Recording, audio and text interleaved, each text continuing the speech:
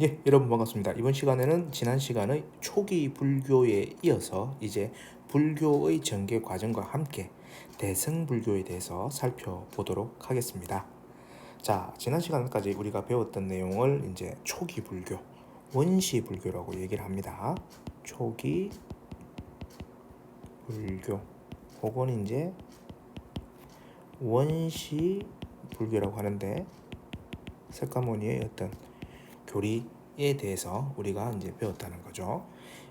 이제 석가모니가 돌아가시고 난 뒤에 그 제자들은 이제 자신의 어떤 열반과 해탈을 위해서 수행을 하게 됩니다.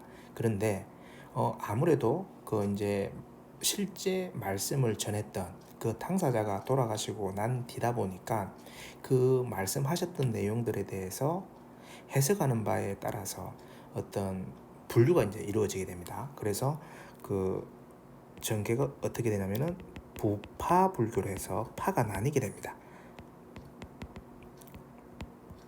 석가모니의 어떤 사상적 내용, 어떤 교리적인 내용들에 대해서 해석의 차이에 따라서 이제 파가 나뉜다고 해서 부파 불교라고 얘기를 하는 거죠. 이들은 이제 뭐에 대해서 관심을 갖는다? 예, 그렇죠. 개인의 어떤 해탈을 위한 어떤 이제 수행을 해 나간다라는 겁니다.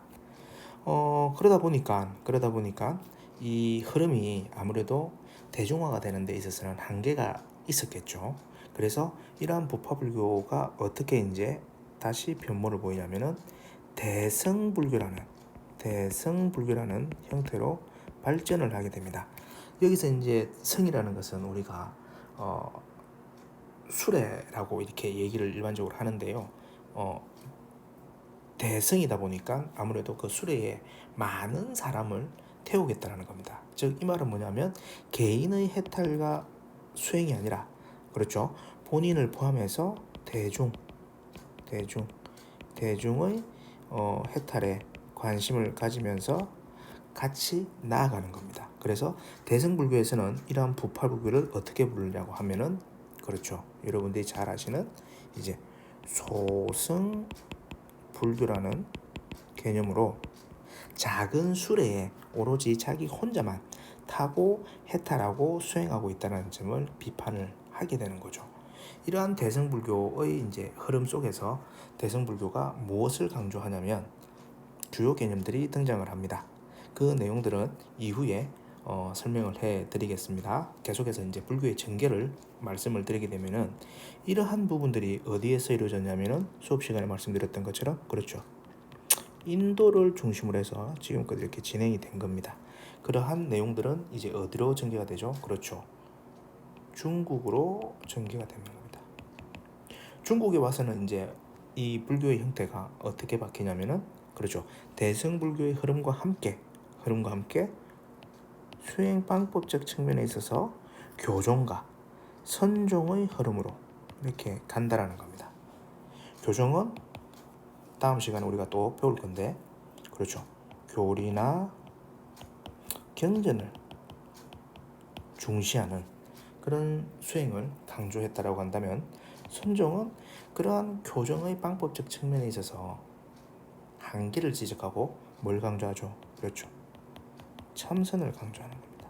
그래서 대표적인 선종의 스님이라고 할 수 있는 해능 스님 같은 경우는, 그렇죠, 돈수라고 얘기를 함과 동시에 선종에서의 어떤 대표적인 입장인, 그렇죠, 문자를 경시하는 그런 쪽으로 흘러가면서 교정과 선종이 조금 대립되는 그리고 분별되는, 확연히 차이가 나는 그런 입장을 보이는 겁니다.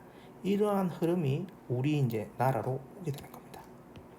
한국으로 이제 이 불교 사상이 전개가 되는 거죠. 그럼 우리 한국에서는 어떻게 되냐면, 그렇죠, 우리 한국은 조화의 정신을 대표적으로 얘기를 하고 있죠. 그래서 교종 내의 어떤 통합, 그리고 교종과 선종의 어떤 통합적 측면에서 뭐 한다? 예, 조화를 강조하는 불교의 모습으로 전개가 됩니다.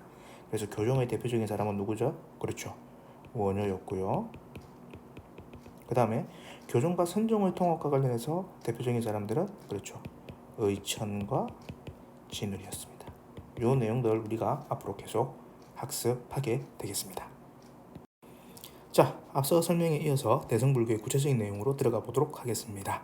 대승불교, 자, 등장은 부파불교를 비판하면서 등장한다 라고 말씀을 앞서 드렸고요. 이 부파불교, 아예 소승불교라고 얘기를 했죠. 자, 석가모니의 가르침을 철학적으로 이론화하고 경전, 체계를 확립을 합니다.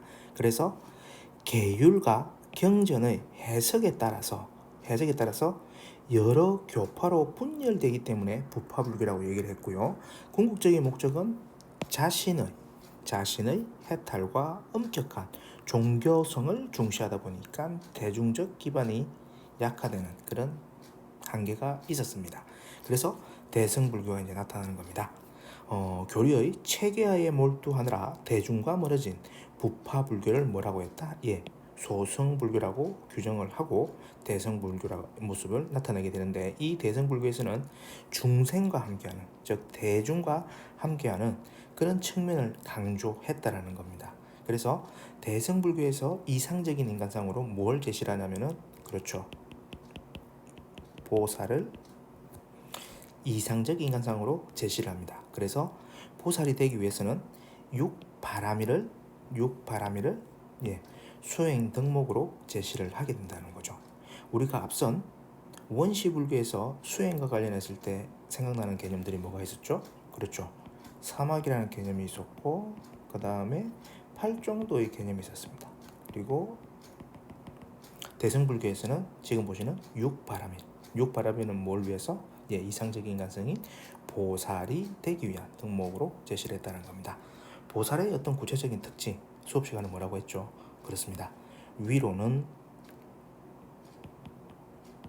깨달음을 구한다고 했죠. 그리고 아래로는 중생을 구제한다. 이게 누구다? 예, 보살이라고 얘기를 했습니다. 자, 그 다음에 아주 중요한 내용인데요. 공사상을 기본으로 하여 전개를 하고 있다는 점입니다. 자, 이 공사상이라는 게 상당히 조금 깊이 들어가게 되면은 설명이 길어지는데요. 일단 여러분들한테는 얘기를 할 수는 안 하고 넘어갈 수는 없으니까 설명을 간단하게 말씀을 드리게 되면요. 우리가 기본적으로 원시불교에서 얘기했던 연기사상을 한번 생각을 해보시면 됩니다. 연기설 뭐였죠? 그렇죠, 이것이 있기 때문에 저것이 있다, 혹은 저것이 있기 때문에 이것이 있다, 이것이 멸하기 때문에 저것이 멸한다, 저것이 멸하기 때문에 이것이 멸한다. 여기에는 지금 공통적으로 나타나고 있는 부분이 뭐였습니까? 어떤 원인과 조건에 의해서 결과가 나온다라는 겁니다. 그래서 어떤 독자적인 본성이라는 게 존재하지 않는다는 겁니다. 즉 자성이 없다라고 얘기했죠. 이 자성이 없다라고 했습니다. 자성이 없다라는 것에 포인트를 둔 겁니다. 이 없다라는 것은 우리가 대승불교에서 어떻게 해석했냐면은 비어있다, 공이라고 얘기한 겁니다. 공. 근데 이 공이 단순하게 없는 것인가? 그건 또 아니라는 거예요. 그래서 이 공을 갖다가 더 탐구를 하게 됩니다. 탐구를 해가지고 두 개의 입장이 나온다라는 거죠. 하나는 중관사상이라는 것과 하나는 유식사상이라는 겁니다. 중간사상은 이 공을 통해서 뭘 얘기를 하냐면, 양극단에 치우쳐서 생각하지 말라. 있다고 얘기하지 말고 없다고 얘기하지 말라.